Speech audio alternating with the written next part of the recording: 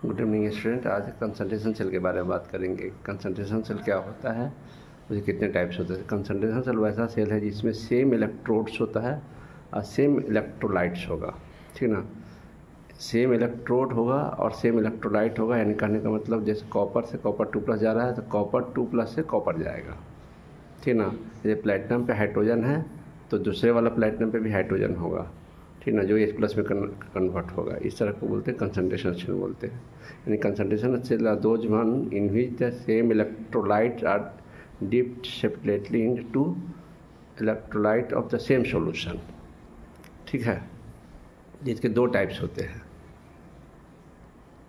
इसके दो टाइप्स होते हैं, ठीक ना। एक electrode concentration cell, electrolyte concentration cell.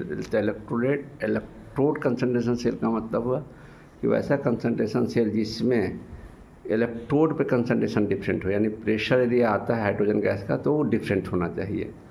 और इलेक्ट्रोलाइट कंसंट्रेशन सेल और those concentration cell in which the concentration of electrode is same but electrolyte is different. जैसे जिंक से जिंक 2+ गया तो जिंक 2+ का कंसंट्रेशन सीमा रखे, फिर जिंक 2+ कंसंट्रेशन C2 रखे और इसमें जिंक में भेजे, तो उसको बोलते हैं इलेक्ट्रोलाइट कंसंट्रेशन से। समझ में आया।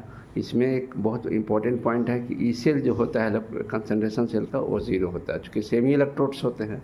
सेमी इलेक्ट्रोड्स होगा तो कोई भी ई सेल जो होता है तो क्या होता है, difference of the cathode minus anode होता है। तो दोनों सेम है, कॉपर से कॉपर 2+ और फिर कॉपर 2+ से कॉपर, ठीक ना। तो दो डिफरेंस करेंगे तो 0 हो जाएगा, ठीक ना।